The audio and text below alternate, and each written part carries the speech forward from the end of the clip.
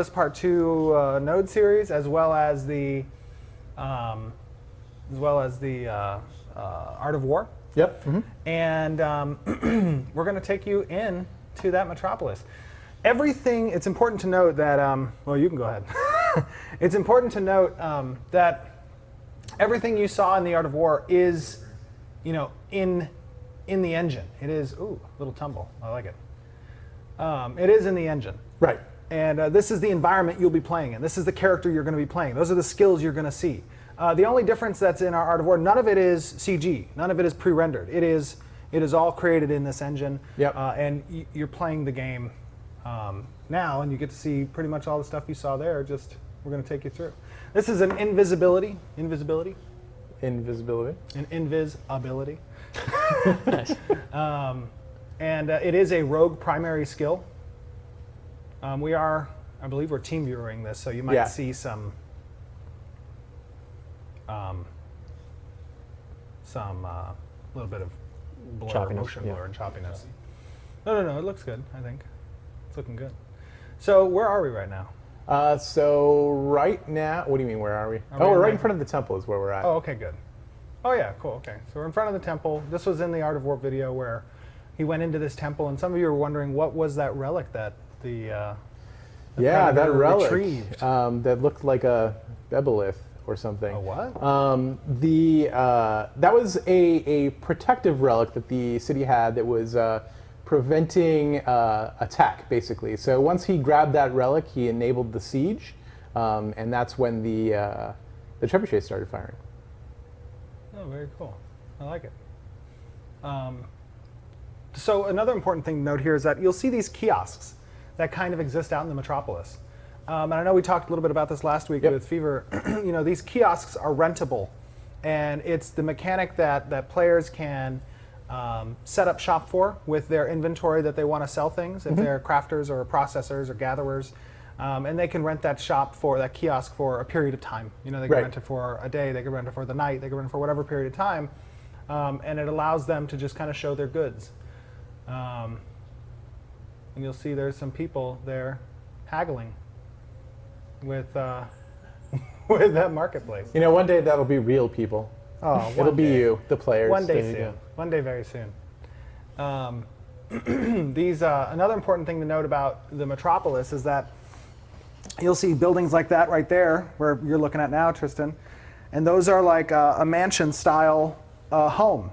And the way that static homes within the node work, and you can just keep us kind of looking at that area. The way that the static homes within the node work is that if this node were to develop into a village stage and you were to purchase a small dwelling within the village, as that node progresses and you got in early, that static home is going to progress with the node. It will become that mansion here near the center of town. Right? So that's one of the biggest reasons to get into a node early and to kind of figure out where your home's going to be, because that's going to give you the opportunity to really own the coolest looking buildings, I think, probably on the server. Yeah, I agree. You really get to feel like you're part of the city.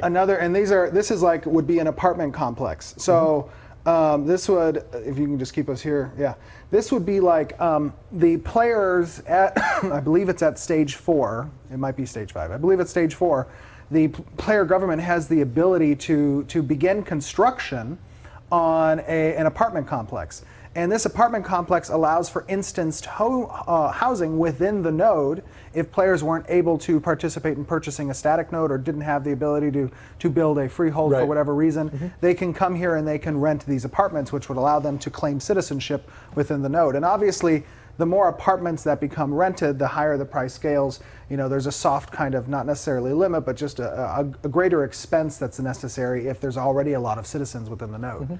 And that kind of scarcity drives, competitiveness for real estate and, Right. It gives you a reason to go out and find that other node. Exactly. If that one comes too expensive. Yeah. But this is the marketplace. This is, I think our artist knocked it out of the park with this particular area. Oh, the marketplace. Yeah.